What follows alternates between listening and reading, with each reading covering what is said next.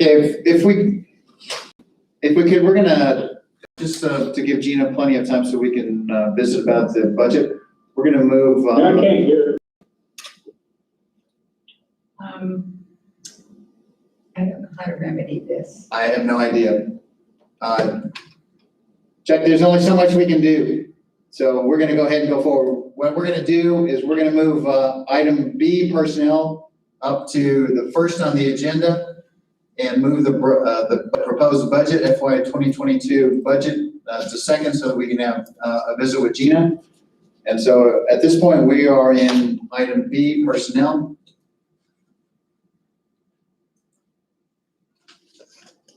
One thing I was going to ask, if we could please, since Dr. Battle is not here and won't be in here to the meeting on the 12th, is if we could pull two of the 2021-2022 appointments of Stephen Kohut, the facilities director, and then we have one other on the pay revision on Pam Reynolds, so that we can have a chance to visit with Dr. Battle on her recommendations, since these are admin level policies. So we'd like a chance to kind of visit with her. So if that's okay. I think we need a motion going. Need a motion and a second to that, if we could please. I'll motion. I have a move by. I have a motion. That we pull, Stephen Kohut and Pam Reynolds from the personnel agenda item. Chuck, I just need you to second, because Taylor already moved that. I second it. That's perfect. All those in favor, call for the vote. Mr. Kirby? Yes. Mr. Wright? Yes. Mr. Lopez? Yes. Mr. Hennis? Yes. And Mrs. Harrington? Yes. You have before you on the agenda, you have the balance of appointments and resignations. If there's aren't any other questions or concerns, we would make a motion to approve the balance of as presented. I so motion. I have a motion by Taylor to approve the personnel as presented. Second. I have a second by Kelly. Mary, any other questions? If not, we'll call for the vote. Mr. Lopez? Yes. Mr. Wright? Yes. Mr. Kirby? Yes. Mr. Hennis? Yes. And Mrs. Harrington? Yes. Thank you. And Gina, we are down to FY 2022 proposed budget, and we sure appreciate you here today to present a little bit and give us an overview of what the district's up to and where we're headed. All right, thank you very much. This presentation is more just where the budget comes from, just so you're more, I guess, understanding. If I don't make it bigger, just so the one slide is on here. I just activate the slide. Oh.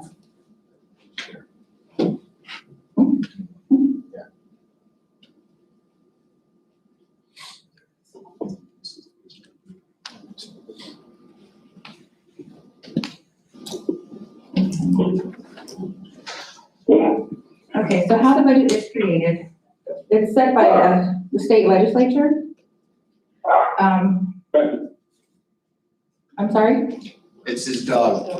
Title 15 refers to education. Chapter 9, sections 15-901 through 15-1261 refer to school finance.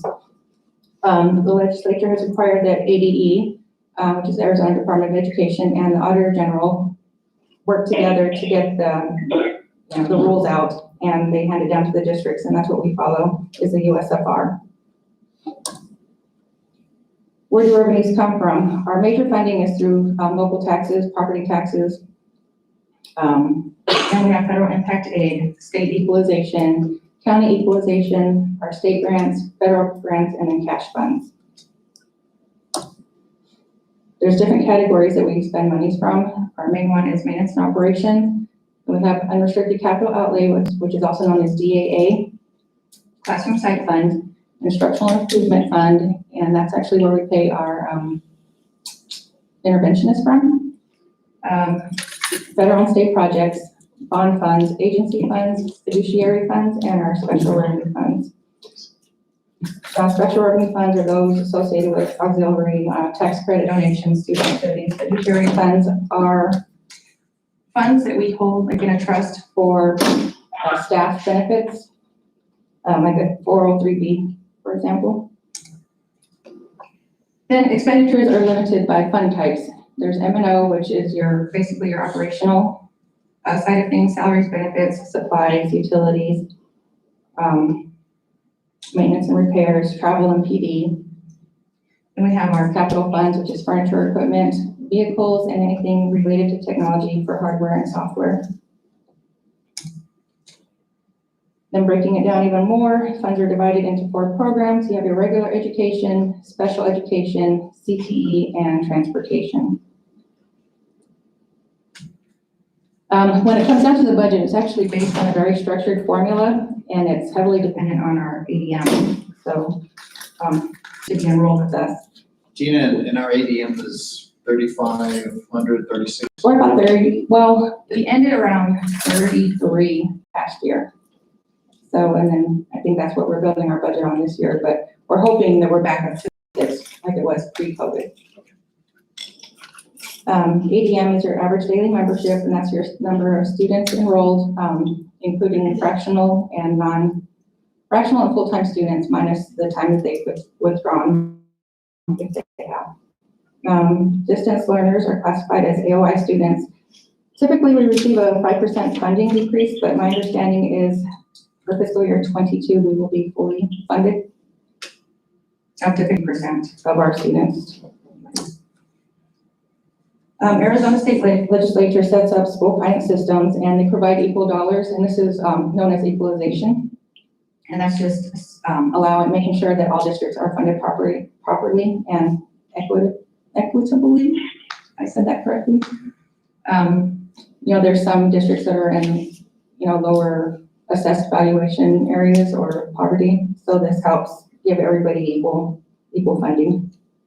And then equalization assistance helps sets the budget for maintenance and operational funds, your capital funds, and classroom site fund. For base support formulas, you take your weighted student count by the base level amount, which is set each year by legislature as well. And then you take your teacher experience index and multiply all those together. And then your funding is takes into account costs associated with educating the students based on whether they're, special education, or if they're regular education, where you're located as a district, rural, urban, suburban, and if you're an elementary or high school district. Group A students are your general population, and then there's also some special needs categories that are categorized as Group A, which is your specific learning disabilities, emotional disabilities. You see them listed there. And you take your weighted student count, your student count, and it's multiplied by that 1.268 weighted percent, and that's what gives you your weighted count. And then for Group B students, it's your special needs students, and depending on the category that they fall in, which I don't know if you can't see my cursor, but they're all listed right there. And then once you take your student count and enter in the number, then it gives you the amount that they're multiplied by. And then those combined will give you your weighted student count for the district. Your base level amount is determined annually by legislature, and it's per each student that is enrolled. Then we also get extra funding for teacher compensation and teacher experience index. That just basically says the more experienced a teacher is, they know it costs more to fund them because they're higher on your salary schedule. Then we have our classroom site fund, and it's based on prior year ADM. This year, actually, it's going up quite a bit. I think last year it was maybe $425 per student count. This year, it's going to be $733, and the state has changed their law on how it can be spent. Typically, in the past, it's been for us counselors and teachers only, and going forward, we can now start including instructional support staff. So that's something that the 301 committee is going to have to address and probably make some changes. And is that sustained? It's not, I mean, it's a It's not- continuous thing, it's not a doozy No, windfall no, and this then is, disappear kind of thing? or no, whatever? it will be going, continue. A continuous thing. Pupil transportation funding. I don't even know how to paraphrase this. This is basically telling you that we get extra funding for our students that are transported. They get additional funding for academic trips, vocational trips, athletics. This is also based on average daily miles per eligible student. I believe, I might have miswrote, I forgot to double check on this, but I think it's 1.5 miles from the school, where they live from school. Usually it's a 1 mile radius is most. I thought it was 1 for elementary and 1.5. I could be wrong. High school, no, for 1.5 for high school, it is a little far. And then you just divide your district's total daily route miles by the number of eligible students. And then that quotient is multiplied by $2.74, and that's what gives you your funding. This is just the steps it takes. I don't know if you want me to read through all of these. You're okay. I was just trying, I'll send you guys this information. I was just trying to put as much in there that, so you'll understand. Expenditure limits, this is just breaking it down, like simplified. Basically, you take your number of students multiplied by your state support. And then you also take your total number of miles transferred multiplied by your state support, and that gives you your transportation. Those totals together will give you your budget. The state's responsibility for their portion of the budget. Legislature sets the qualifying tax rate, and then that is multiplied by your assessed values in the school district, and whatever tax revenue is generated is compared to the expenditure limit, and the state will pay the difference. So districts that are in areas that have higher assessed values, they get less help from the state because they have property taxes that are covering their funding. Districts that are on federal lands or lower assessed values, because they don't get in as much from the communities, so then the state will kick in and pay a majority of their funding. This is where our expenditures ended this year. So we see the majority of it is going to salaries and benefits. Then we have our purchase services, supplies, and then just minor other miscellaneous expenditures. And that is pretty much it. Any questions?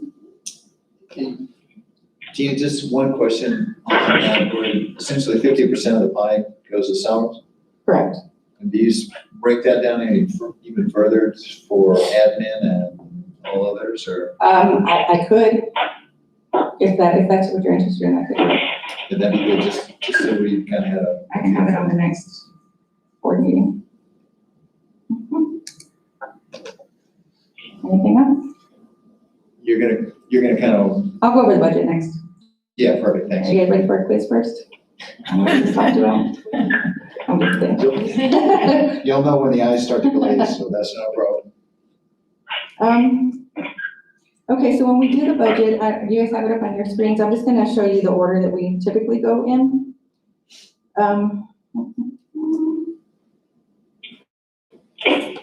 So we start on this page, and it's the data entry sheet. And a lot of this is already pre-populated by the state. The state sends out these budget sheets every year. And some of the data we're required to put in, like it asks for your prior year ADM, which is the last 2 years. So you have your fiscal year 20 and your 21. And then for current year, you have to kind of guesstimate what you think your ADM is going to be. I usually like to try to go in a little bit low, because towards the end of the year, I mean, it's better to budget up than budget down, and then you lose capacity. Gina, just a question, what page are you on right there? I'm starting on the data entry sheet. I'm not sure what page it's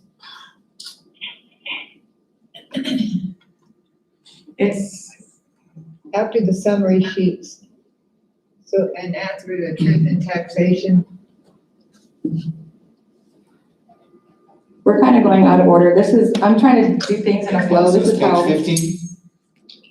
I'm not looking at the Data same entry thing. sheet, I'm you're sorry. at page 15? Is Yeah. that right? I'm trying to find it. I think it's page 15 or this, Keep going. you're on the data entry sheet? Data entry, correct. There we go. This- What was it, 13? Page 15. 15, okay, so right there, there you go. Sorry about that, I'm looking at my actual budget sheet, so.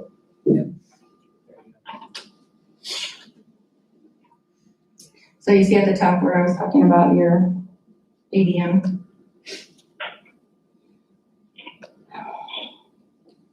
So this year, we're anticipating around 3,355 students.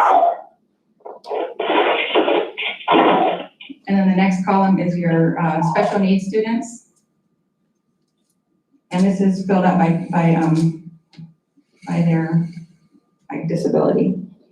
So the number there is how many students that we are anticipating for each category.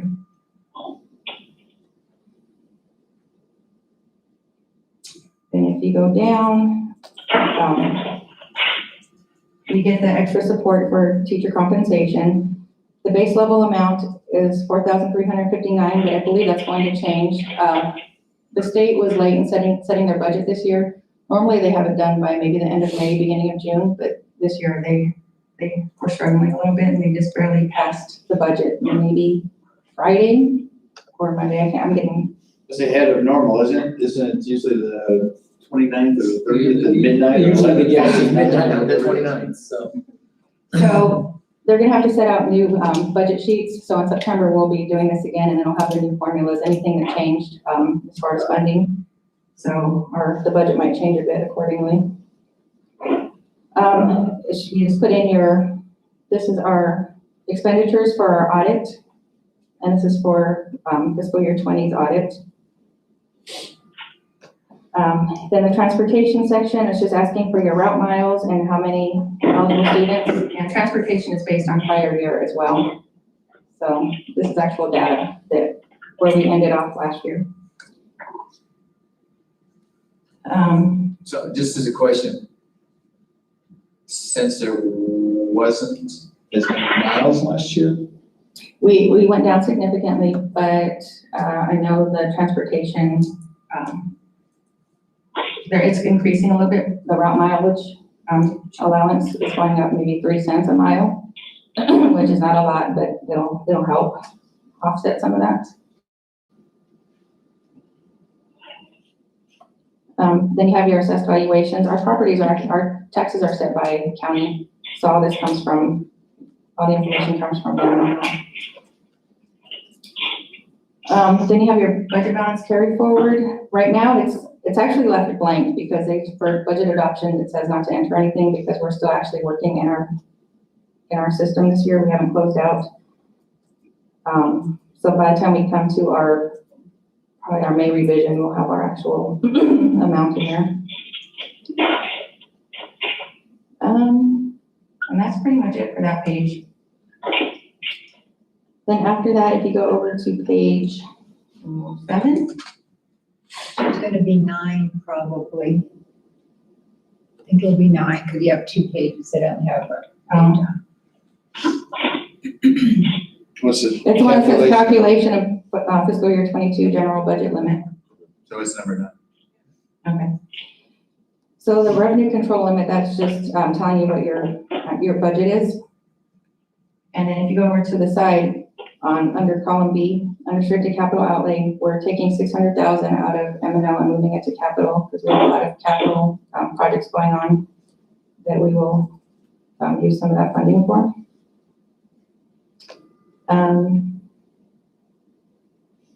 Below it is just basically column A is your maintenance and operation budget. And that's your revenue control limit, your override, which is 2.5 million. And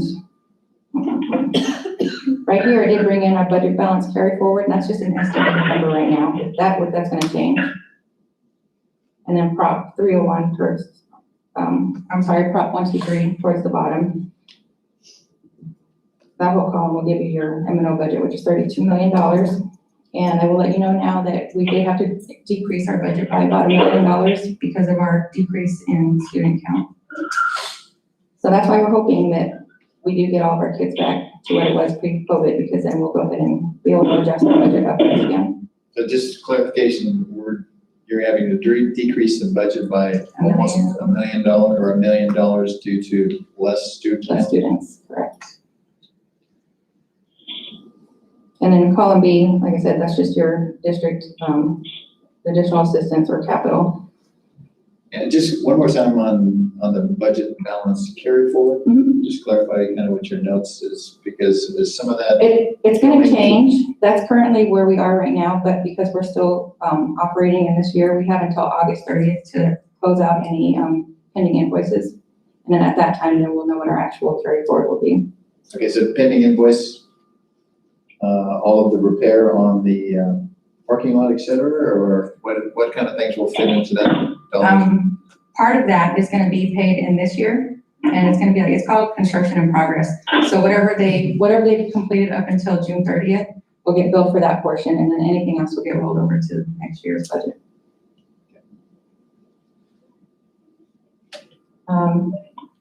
Page 10 for you guys is your unrestricted capital budget. And a lot of this information, like I said, a lot of it's already pre-filled. So it's taking in your budget balance from the previous page and then adding in your carry forward. It's all formulas that continue. Correct. It's all formulas that are already in there. So on the last line, 3.9 million is what the capital budget will be.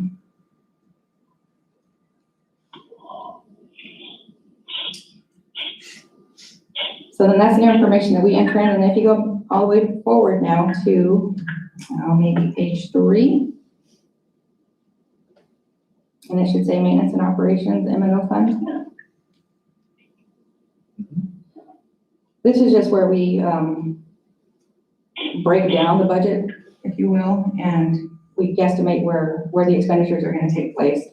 So under salaries, and it's broken down here by, you have instruction, support services. The top half of the sheet is for general education. The second half is for CTE and special education. And then each column, as you can see, is just your salaries, benefits, purchase services, supplies, and miscellaneous for each of those categories.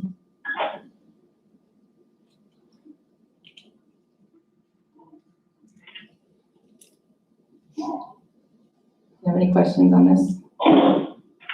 No, just a couple of them, and maybe just to kind of, the increased ones, just in general, looks like school administration has an increase of 28%.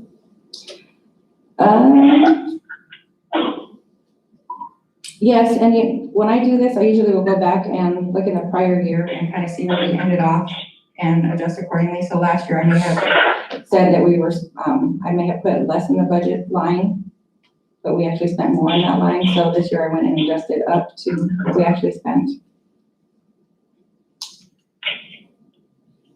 So this 2021 number is the actual, or that was last year's budget? This year. Well, Oh, fiscal yeah, year sorry. 21. Yeah, Yeah, so- that's the actual though, that's not what we had budgeted for? Or that was? That's actual of what we had on this page.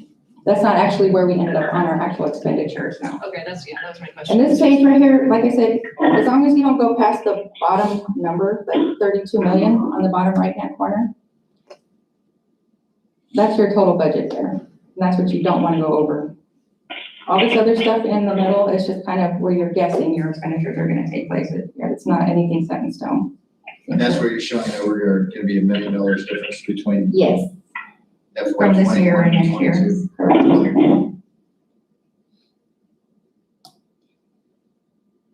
The next page.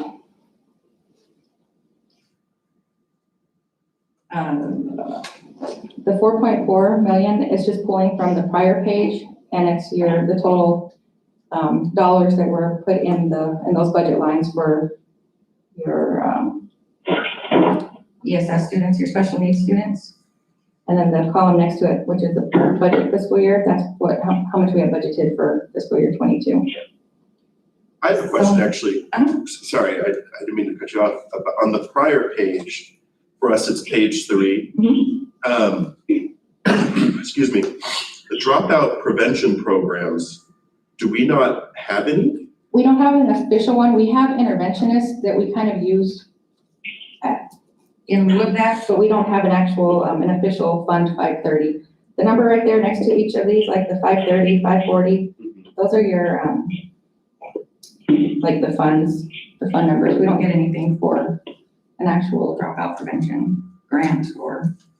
We use Graduation Alliance as our dropout recovery, but the way that works is not from this fund. Is as they find kids that are ours, and then we get ADM when they're successful, that's how it compensates back to us. So we have it, but it's not accounted for It's in not this, funded this way. in this fund.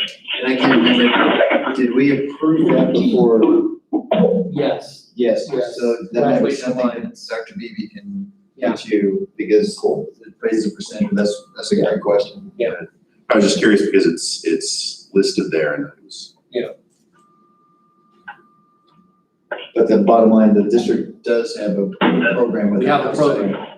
outside group that captures them, and I can't remember what it was back in like October or November, we approved that or something like that, so we can get that too.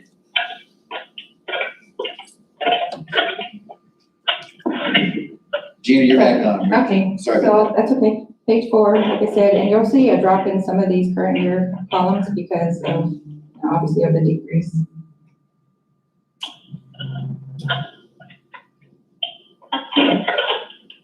And that's basically all that is. Do you have any questions on this page? Oh, and then item line 10, sorry, is a new requirement for us now. This is the first year we saw this, so we just have to estimate or guess what we think we're going to be spending for pupil transportation for ESS students with IEPs. The following page is our classroom site fund. Like I said, typically we've spent most of it in instruction and counselors.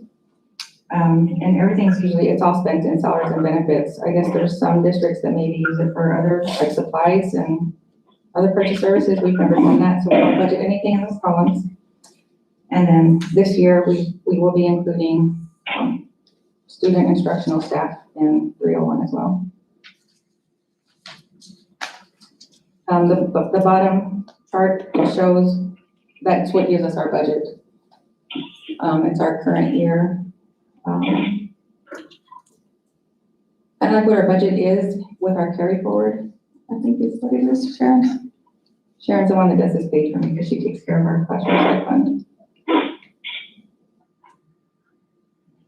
Yeah, so just So- before we leave, expenditures, line item 2100, support services students. Mhm.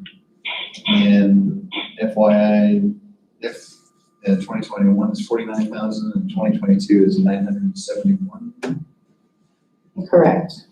Is that ESSER money or what is? No, this is the one I told you that, the funding is increasing to $733 per student count. Yeah. And that's because they're including other staff now. That's We're the actually state, gonna get funded better. by the state. By the state, yes. Yeah, go figure.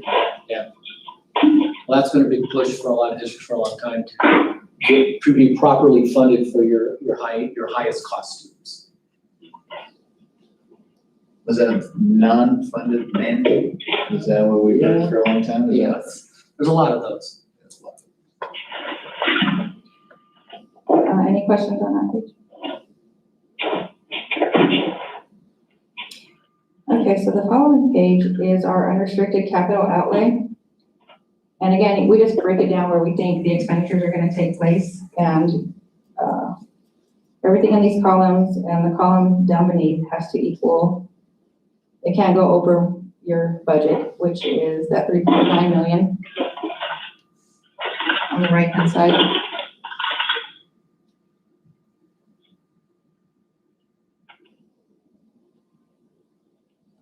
And that's basically all this is. If you have any questions?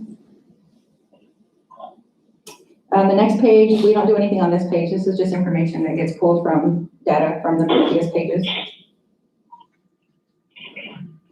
And the following page is just asking for our grants. So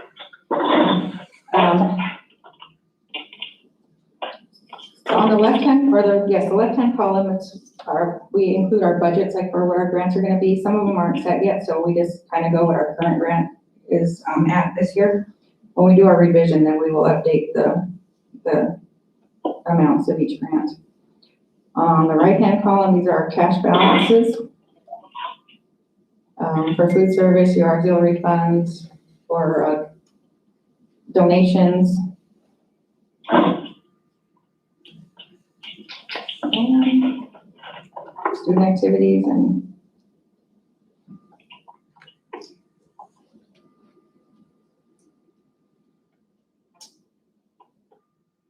Does that really say down there in the very, does that say down there in the very bottom under internal service funds, number 4?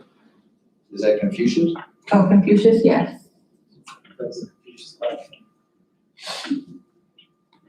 Well, when they had Mandarin Chinese.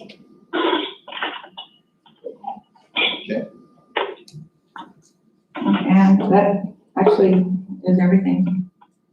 All that information summed up is the budget, and all that will transfer over to your cover page. And that's what tells you your budget for operation and capital and your grant funds.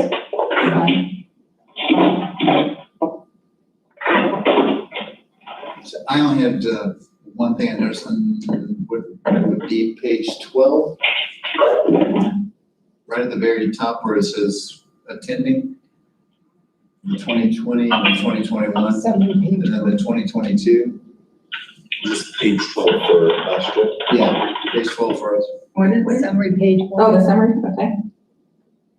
Mhm. We don't actually have 33,555 up there, right? On our budget for- No. Maybe I need to go ahead and change that. Thank you for catching that. Oh, let me go back. I'll fix that and I will. Thank you. That's actually gonna be the 3,355. Yeah, I see that.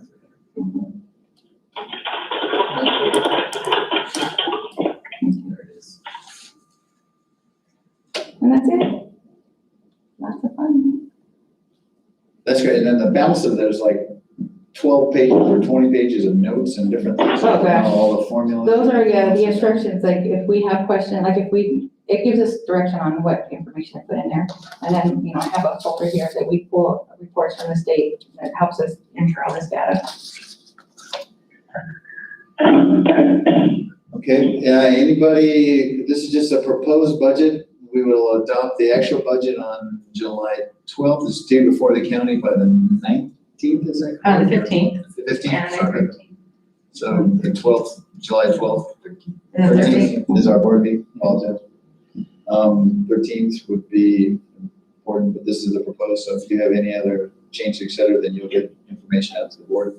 Or if the board has any other questions. There actually won't be any changes to this. Once we do this, we can't change anything to, once this gets approved, we can't change anything. So the next change will be in September. Okay, so we're adopting the proposed budget as presented Correct. with changes? You've got to Well, change just the- that one. Okay. And I already She already changed it. changed it. It's now. I changed it on this one already. It's so- live, it's a live document on her computer, so Oh, I just watched her, she just changed it. It's there. Just make sure it wasn't Dave. So I have a question. Yes. Does this reflect the salary increase that we voted on for the following year in this budget? Yes. Yes, yes. Say 5.4, well, I was trying to remember, it said salary increase somewhere. I can't remember. Yes, again, like I said, that's just, it's not concrete. That page one is just like it's a fluid page. I mean, everything's gonna change, from there. But when we do our AFR at the end of the year, it'll say where our actual expenditures did land. And if I may, for our new board members, the process here is, the budget is presented to you. And then once it's presented and approved, it's public now for at least 10 days before you would go the second time. And then you have to approve it before the 15th, a final budget before the 15th of July. Any other questions? Joe, Chuck, any other questions for Gina? No, everything good. Okay, do you guys, anybody want to make a motion to accept the proposed 2022 budget as presented? I'll make a motion to approve the budget as presented. I have a motion by Kelly to approve the 2022 budget as presented. Second? I'll second. And Taylor, second. Any other questions? If not, Mayor, we'll call for the vote, please. Mr. Wright, Yeah. Mr. Lopez, Yeah. Mr. Kirby, Yes. Mr. Hennis, Yes. and Mrs. Harrington. Yes. Business come before the board. Go ahead. Because this is not an agenda item, I know I want to bring it up now, but when this meeting is over, before we lose the other two board members, I'd like to just give the board a quick update on our safely return to school and ESSER 3 funds and some stuff that the board can be prepared for down the road. That sounds great. So with that, we can adjourn. You can adjourn. Yeah, further business coming, we'll go ahead and adjourn this meeting at 12:39. And we're done. Thank you. Gina, thank you very much. Let me know when you stop Thank you. recording and I'll talk to them.